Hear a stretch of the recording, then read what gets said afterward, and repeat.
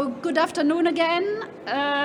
We will have now the session where we launch the Code of Conduct on energy management related interoperability of energy smart appliances.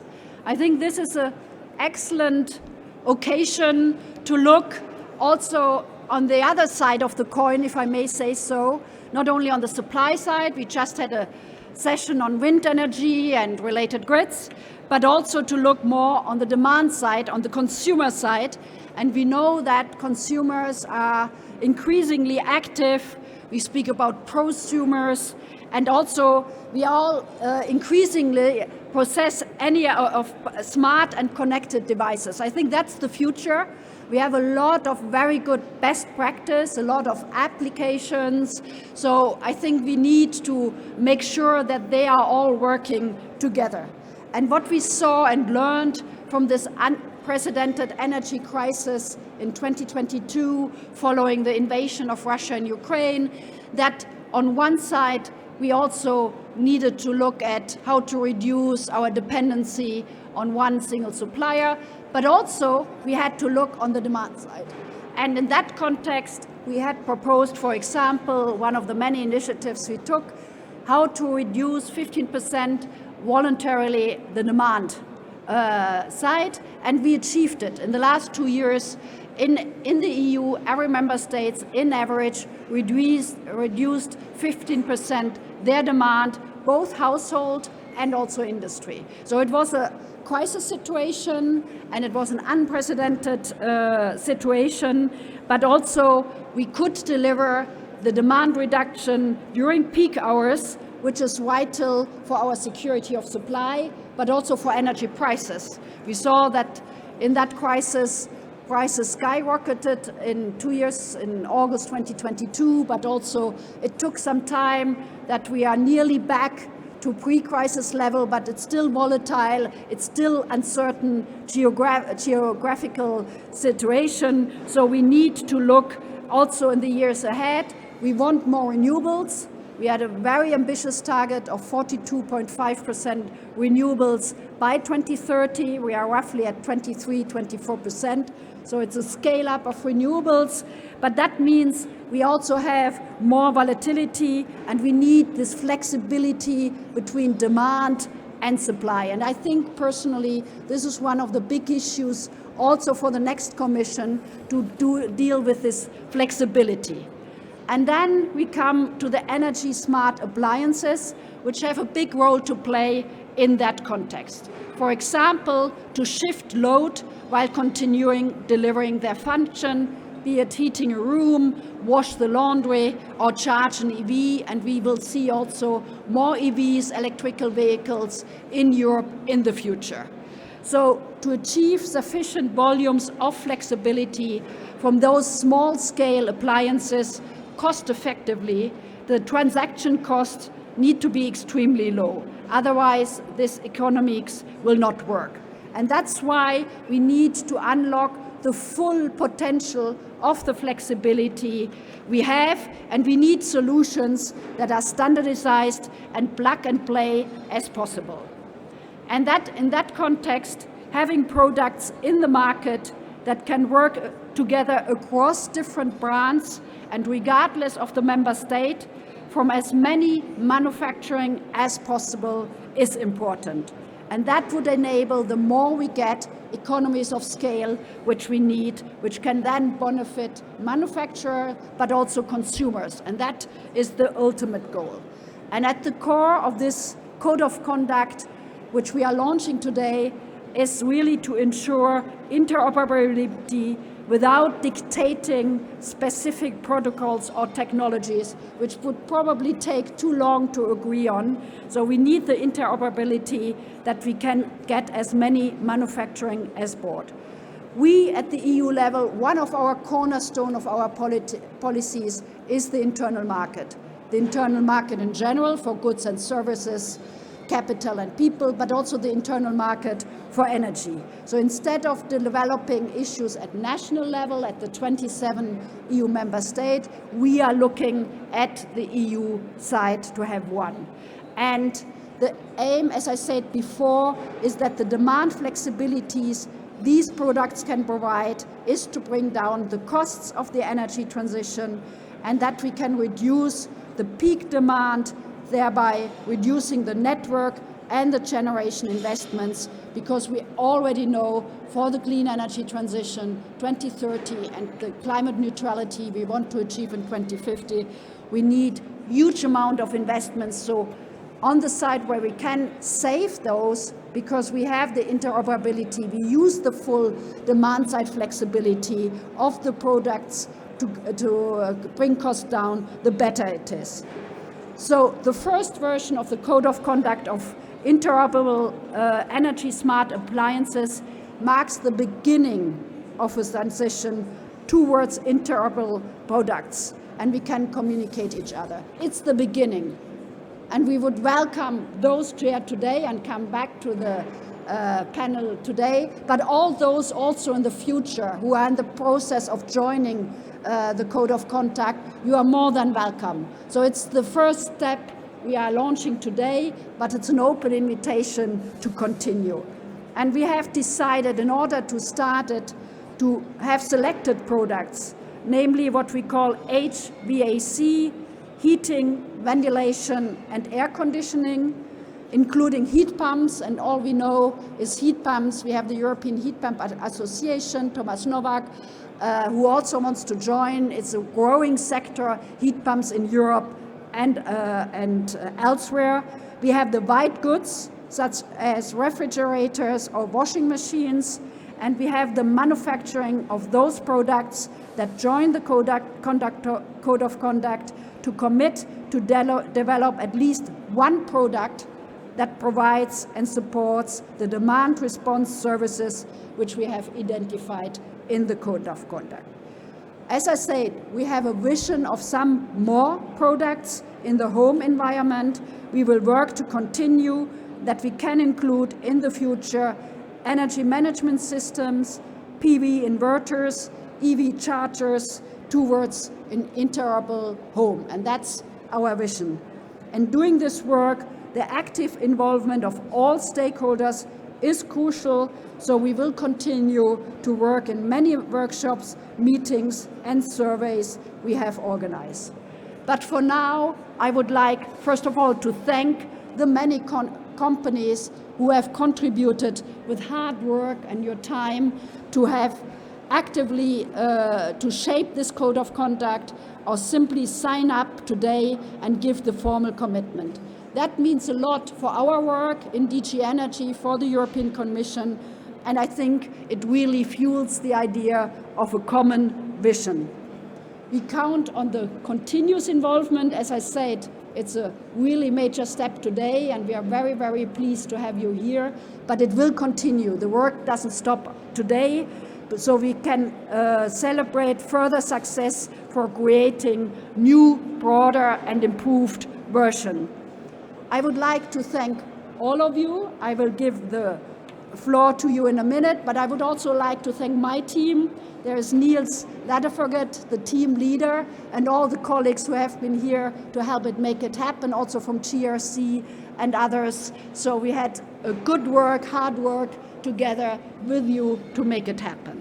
So my role is now to introduce you and give you the floor for the panel, so you can make your interventions on the Code of Conduct. So we have 4 here present. I know there are others who are interested or part of the Code of Conduct, but you for us are the representatives today. So I would like to start with Mr. Shunai Kurita, CEO of Mitsubishi Electric.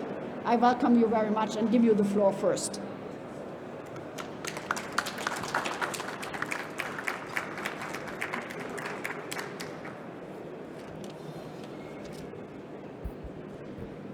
Hello everyone, thank you very much. And my name is Shunji Kurita, Mitsubishi Electric. So on behalf of Mitsubishi Electric, I would like to say thank you for all to be invited to the very honorable stage. So nowadays, energy sectors are facing a lot of challenges. So Code of Conduct. So I'm very proud of signing the Code of Conduct because So that will calming down the problem for the demand side of the power grid. Also, I was convinced that many companies are on the same page to the same goal. So if we look at the supply side on power grid, so renewable energies are very much increased. And the European region is much greener than before. However, the shutdown of the coal fire and also the reducing the nuclear power generation, that means a base load power supply is reducing. And that makes that a high voltage power grid is less resilient. So they need more investment like battery energy storage system and so on. For the demand side, energy transition is moving very fast. For example, electric vehicles, that is from petrol to electricity. The other one is heat pumps, that is from gas boiler to electricity. So this energy transition is a very big move. Also, in addition to this, generative AI is accelerating the construction for data center.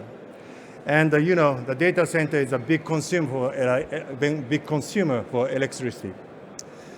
And I believe that electricity demand will make a big growth in the next decades. So that is why ESA is very important. And air conditioning, home appliance, so that they will talk with energy source, medium voltage grid. And that makes more efficient and also the efficient energy usage. This is not only for the solving the social challenges, but also a big benefit to the consumers. So finally, I would like to say this code of conduct will develop to the great network among players in the market and also the exchange ideas for the future. Thank you very much.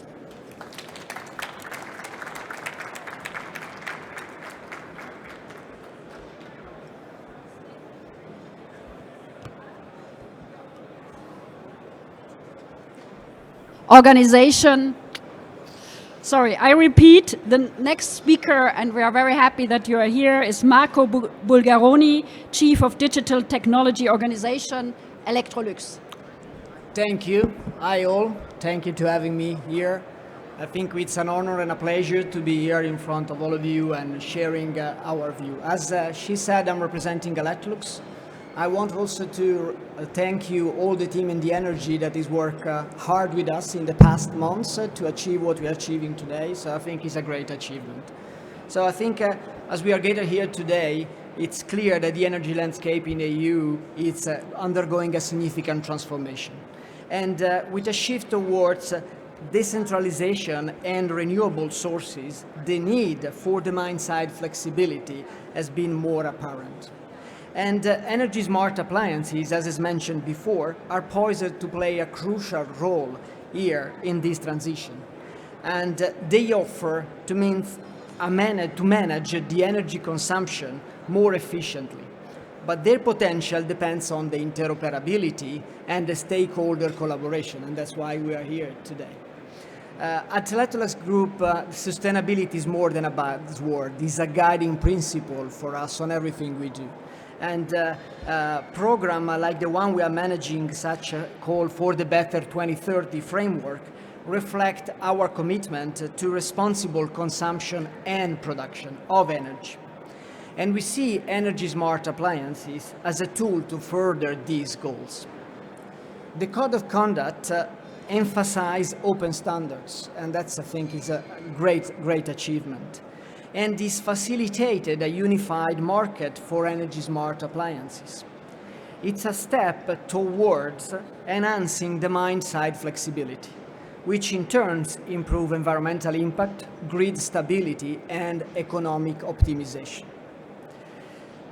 That's the interoperability between different appliances is essential to give consumer more control of their usage of energy and the cost of the energy. These not only benefit the individual, but also contribute to a broader societal goals of sustainability and energy efficiency. At Electrolux, we believe that the Code of Conduct is an important step towards achieving more sustainable energy future. By adhering to its principle and producing interoperable energy smart appliances, we aim to empower consumers with choices that support their effort to lead environmentally conscious lifestyles. In closing, the Code of Conduct represents a significant opportunity for collaboration and progress. Electrolux Group is committed to play our part in its implementation and ensuring a brighter, more sustainable future through our company purpose, shaping living for the better. Thank you all. Well, thank you very much, Marco, and thank you for your engagement. I would like to invite Karl-Heinz Backhaus, who is Head of Government Relations, Association and Standard of the Weiland Group. The floor is yours. Thank you. Yes, hello everybody. You can hear me, I guess. First of all, thank you very much to the European Commission for this initiative. We are very happy about that. We were in and worked together from the early beginning, and already, I think, more than 10 years ago, we developed devices following the idea, and we were also the founding member of the EIBAS initiative, where the general idea was born. So regarding the Weiland Group, we signed the Code of Conduct, and we are very happy about that for the Weiland Group. So the Weiland Group includes in total 8 brands, and we are selling in 60 markets with focus on Europe and China. So everybody, I guess, everywhere, anywhere in Europe will know our brands, and we will develop solutions not only for Weiland, but also for the other smaller 7 brands which are active in other markets as Germany. Why did we sign the Code of Conduct? We are very happy about that because we are convinced that the interoperability of products, and we are producer of all the HVAC appliances which were mentioned. So let's say heat pumps, controllers, buffer storage tanks, PV systems, solar thermal systems, and this all must work together with the grid, of course, electricity. And we think that the Code of Conduct and the interoperability will generate benefits for the consumer and for the climate change as well. So the operation of heat pumps will be optimized, so the energy demand will be reduced, the electricity demand will be reduced, the CO2 emission, the carbon footprint or the carbon emissions, greenhouse gas emissions will be reduced, and finally also the energy bill for consumers will be reduced. And therefore we think that's a very good idea, and it will contribute to the European targets related to the Repower EU. So if you keep in mind, the Repower EU target for heat pumps is a deployment of around 10 million heat pumps until 2027. And I'm convinced that without competitive electricity prices, that will not happen. And the Code of Conduct and the interoperability will help to achieve the European climate targets. It's very important. So, so we are happy. I'm happy to be here. I'm happy that we signed the Code of Conduct, and I wish all the best, and that we find other companies, other manufacturers which are also in favor of the Code of Conduct and will sign in future. So that's our idea. Thank you. Thank you very much, and thank you also to highlight the climate benefits, obviously, in addition to all other benefits. I think that's very clear, and thanks the Weiland Group as signature. But last but not least, we have Verle Belatz, Head of Technology of the European Heating Industry Association. Verle is well known to us. You have the floor. Thank you very much, and thank you for the introduction. Thanks for having me here at this signing event. So I work at the European Heating Industry. This is an association that represents hydronic heating systems and components of the full hydronic heating system. So hydronic systems are the ones that heat water to heat buildings or heat water for domestic hot water purposes. So those appliances offer a very good flexibility to the grid, and I will go into that a bit deeper. But first of all, and it's been said already a couple of times, our heating industry is in a full transition towards decarbonizing. A big part of this is, of course, electrification, and at the same time also the electricity grids are becoming greener. And green electricity is not that constant in supply as electricity we know today or we knew yesterday. So there is a need for a better management between the supply side and the demand side. And here we come into action, and here we are really there to support the transition as well. By offering energy smart appliances, energy smart heating appliances that can consume electricity whenever there is green electricity into the grid, and also can avoid using the electricity when there is not that much green electricity into the grid. Of course, all our members understand this and are producing, or most of them are already producing today, smart appliances, maybe not yet compliant with the code of conduct, but they are already producing those appliances. We see, however, that there are a lot of puzzles needed to roll out those appliances into the market.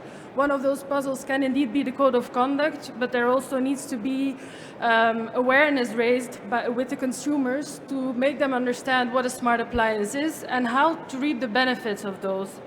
And to reap the benefits of those, it will be very important indeed to show that on the electricity bill by reducing the electricity cost when the green electricity is abundantly available. So that will be a very important step as well in the rollout of those appliances on the market. Now, when it comes to the code of conduct, we have a couple of members, and we're happy that are already signing today. A lot of our other members are still evaluating because, of course, it takes some time to understand the requirements and then make sure that they can be implemented into their product ranges. So once they are done with that evaluation, I'm quite sure more will follow. So thank you very much, and have a nice day. Thank you very much, Verle. So we have now a short photo session where we will take photos individually and with all of us, but then we will have a short Q&A session with Josef Baumeister. So I'll ask you to be patient, a short photo session with our photographer, and then we will continue with Josef Baumeister to have a short session with you on Q&A and if you have questions. So first the photo session and then we come back. Thank you.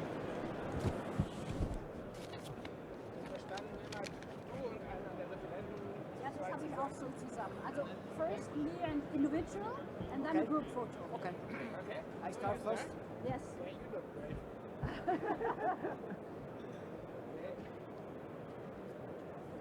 That's the background you want? Yeah, it's perfect. You go to contacts. Yeah. Okay, that's it. Next one.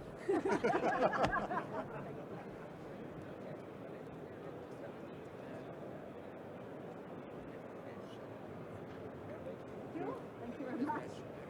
Next one.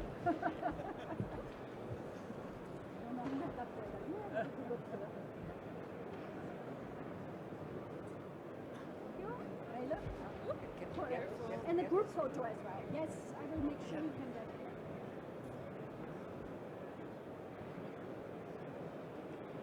Thank you. And now a group photo of everyone.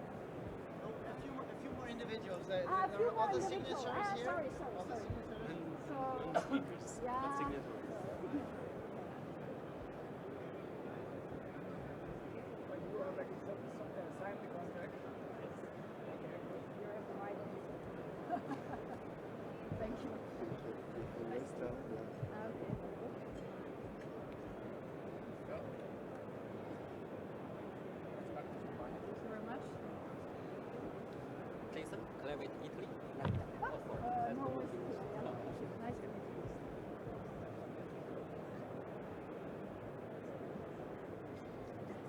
Thank you. Thank you for signing. That's good. And now the group photo. Okay, 2 lines. 2 lines. Not so big ones in front. Yeah, and then we go on. We take two. Yes, we come. And Josef and Angel. Everyone who has been Yes. and I.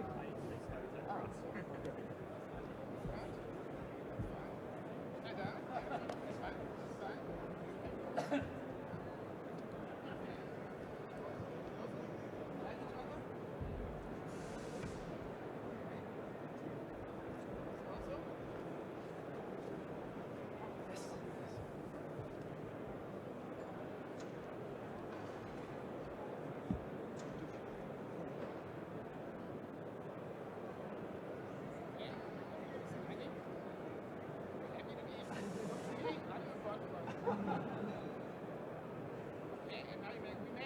Yes.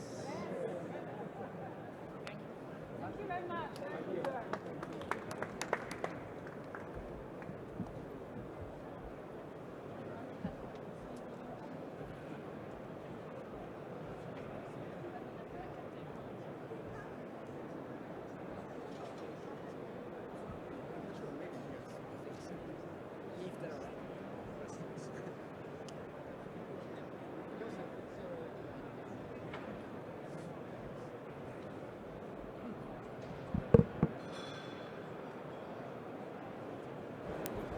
Yeah. So now it's up to me to listen. That was my main task. But before I do that, let me also spend a few words. I'm really happy. My name is Joseph Baumeister. I'm supporting this Code of Conduct team. I'm very pleased to be part of that team. And I would like to take the opportunity to thank the whole team. It was a great job they did and we did together with the companies, and it was really great to get the support of the companies. And let me say it again, it's your document, and it's great if we can define, decide, and look for next steps how to proceed towards energy transition. That's a very good opportunity. Secondly, Mehmet already mentioned that it's a step-by-step approach. And I think we had a long debate about how to start with this code of conduct. Do we include all the technologies, all the devices, stakeholders, and so forth? And we decided no, we start with the devices. We already know that standards are existing and we can make it happen in a very short time. And that is the reason why we started with energy smart appliances, and here specifically with the white goods and HVAC devices. So that means that we are now going towards a step-by-step approach. Next Code of Conduct version is already in preparation, and the next task means what do we include is already also in a kind of vision, yeah, and that is starting right now. Last point before you can ask your question is if you want to get more information, there's a web page, a home page of the JRC, of the Joint Research Center of the European Commission. Google energy smart appliances and the Code of Conduct, and you immediately will get that, and you will get all the information you might already, or you might want to get further. Now, let's start with the Q&A session. So all the questions you have in mind, I try to give you a clear answer on that.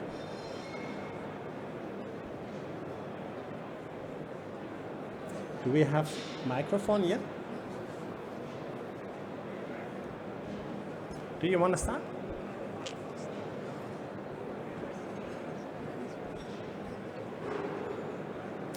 It's not working. Is that on? Hello? Yes, it is.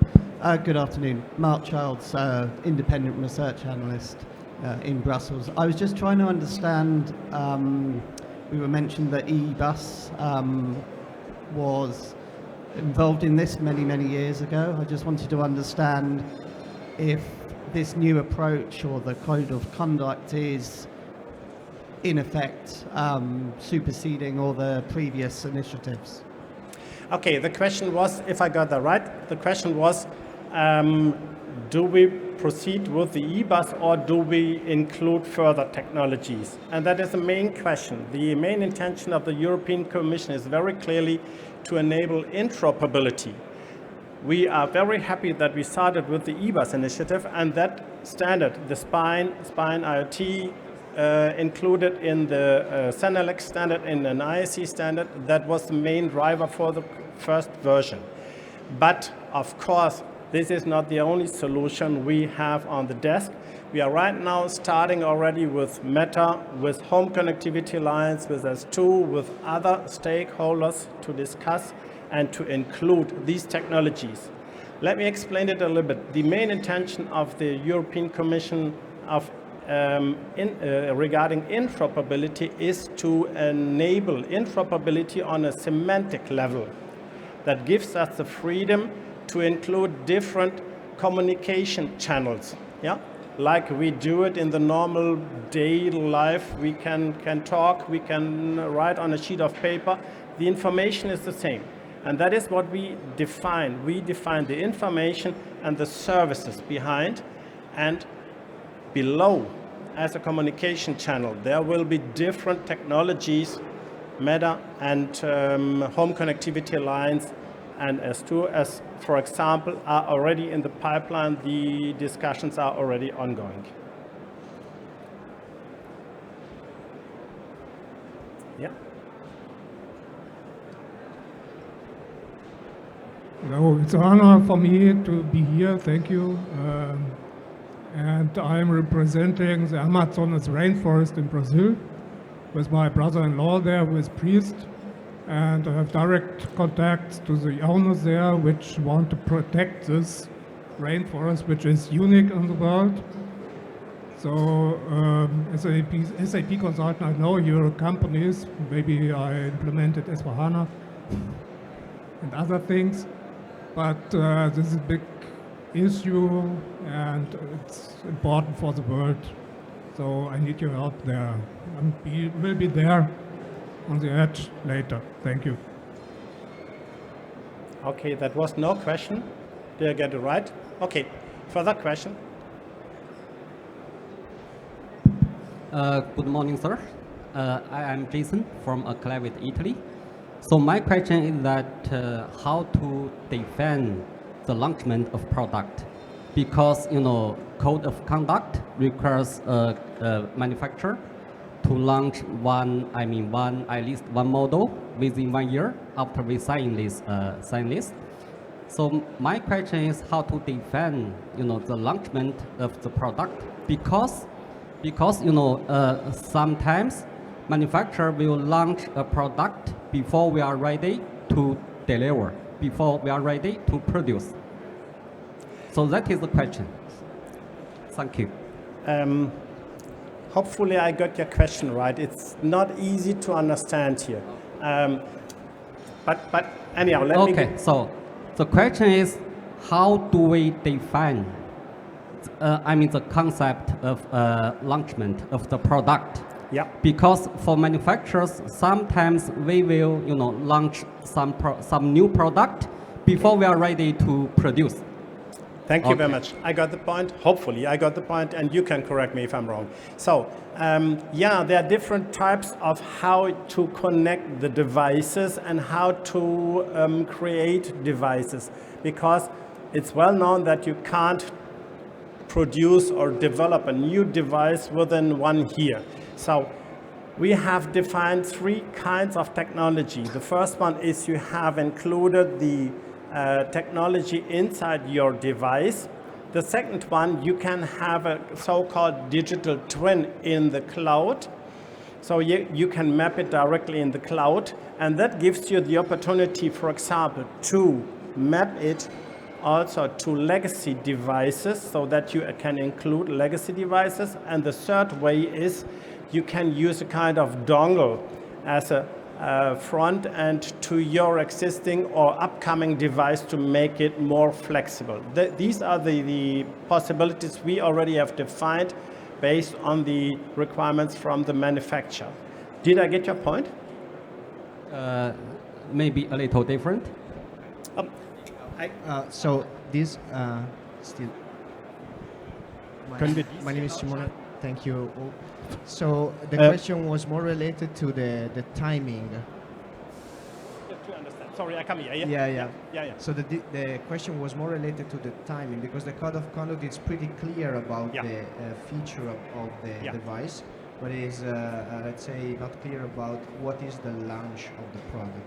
So from starting from 1 year from now, basically, what is the launch of the product? It is the product on the market because we release on an exhibition.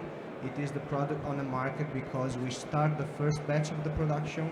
This is basically the question. So it's related to the time on which basically we have the launch of the product on the market. Thank you. We need that because it does. Oh yeah, it works now. Hello. I think what you may, I mean, the way we have envisaged this to work is that manufacturers, when they place a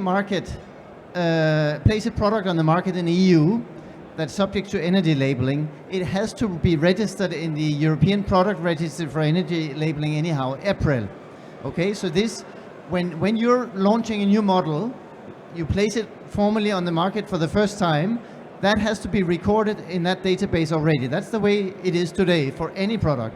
And when you launch a model that is compliant with the code of conduct, we will change the register so you can basically tick a few boxes there to state that the product, the model you put on the market there is compliant. Okay. So that means that it's you who decide when it's placed on the market. It's the manufacturer which states when a product is available on the EU market.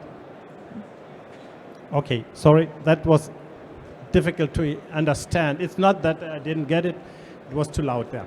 I'm now walking around. Further question.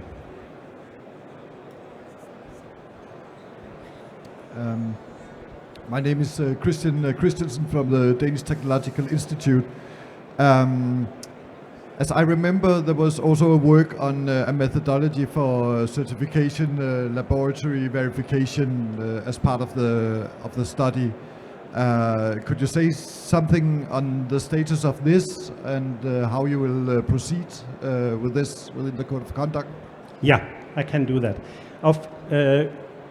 For the time right now, time being right now, we don't have a test tool there because we are talking about the semantic interoperability. Below, for example, if you use the eBus, if you use Meta or whatever else you use, it's part of this standard to enable and to ensure this. What we have done, we have included in the code of conduct the requirements regarding cybersecurity and so forth.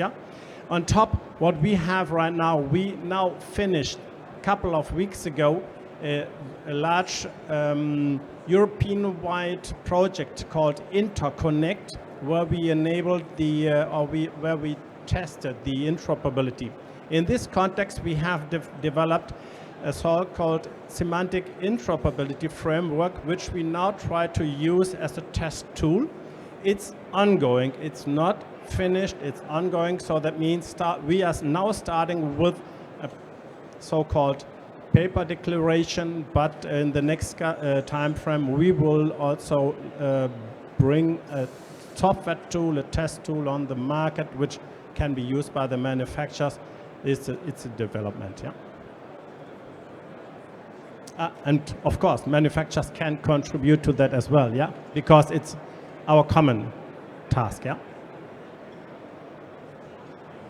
Further question?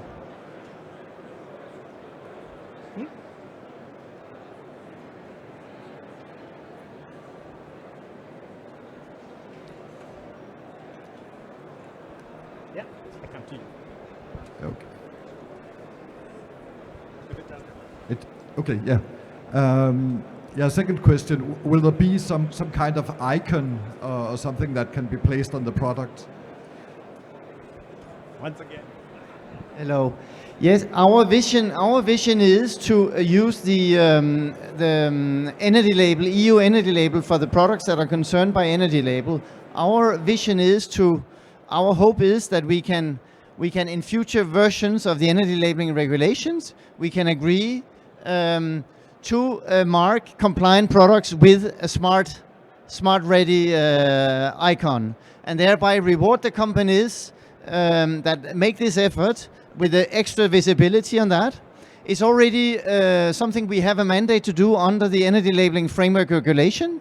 So it's clearly foreseen in the law. We have a legal mandate to do it. We need to discuss and agree on the details on it with the member states. But that's clearly the vision. When exactly we are ready to do that, we don't know. But the first step is that when this year, we will make the energy labeling product registry ready to accept declarations of manufacturers, so that they can tick a box or a few boxes to indicate that they're compliant, and that we then in turn in the search interface that's publicly available online for the whole world, we will make it possible for consumers to search for smart appliances that are compliant. And that will be the first, let's say, attempt to valorize, recognize these appliances and give some visibility via the public interface. Thanks. Further questions? Hi. I think I can take this one. You hear me? Yeah. So, as I mentioned, we are an international manufacturer, and therefore we are interested in international or at least European harmonization. And are there any plans to make the code of conduct mandatory at a certain time for European appliances? If yes, when? Let me in between give a few words regarding standardization. That's also a very important topic, because I think that's a basis. And what we did, we started with the EN 5061, that is one of the standards in the European Commission SANELEC, which is now part of the Code of Conduct. This already became an IEC standard. That's the next step. What we need to do is to enhance this, enlarge this standard as well with the technologies which are now upcoming. So that means that we have a kind of interoperability already part of the standardization, and that is a requirement for the regulation. And now I give to Niels. As I said, our vision for the time being is to try to work with a voluntary code of conduct and then reward visibility through the label. Internationally, we work with partners across the globe through the IEA, for instance. There is a IEA technology collaboration platform on energy efficient end-use equipment, and they have a platform that works on connected devices and on flexibility. And I can tell you from participating in that, I can tell you that our counterparts in the US, in Australia, in Japan, in Korea, elsewhere, are interested in the flexibility, how to solve the flexibility conundrum as well. There are different solutions and ideas elsewhere, but I don't think anybody has really cracked the nut yet. And so we, of course, intend to continue engaging with our international partners, telling them about sharing what our experiences here, and who knows if others could actually be inspired. But anyhow, I think the floor is already prepared with the standards we are creating, and that is something that is very important. Yeah. Further questions?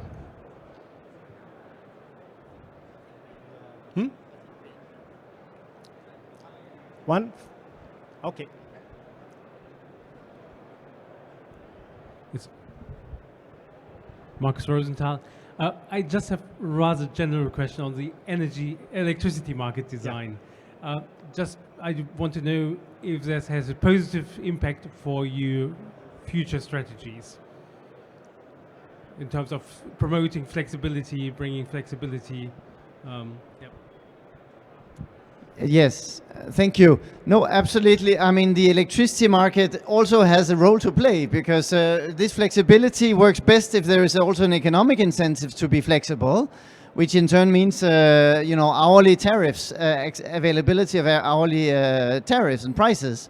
And of course, that's something that's promoted and even required on the market side. So this goes hand in hand. We are trying to work with appliance manufacturers to make sure that we gradually build up a fleet of appliances that have certain capabilities, but of course the environment around those appliances also need to adapt and facilitate. And I can assure you, as part of DG Energy, this is something we pay a lot of attention to, working with our colleagues. And the good news is Mechtil Werkstoffer, who was here she's also in charge of the internal market for energy. So she's the boss of that too. But I think it also can come from us directly, and that is the reason why I really like the approach of the manufacturer to say we are already contributing to that. And next step with the energy manager, which are on board right now, Geo, for example, already committed to support that, and other manufacturers as well. And I think it could also be from our side. Start with our side, yeah? Okay, if there are no more questions there, thanks a lot. Thank you very much for listening, and thank you all for contributing and committing to the Code of Conduct. Thanks a lot.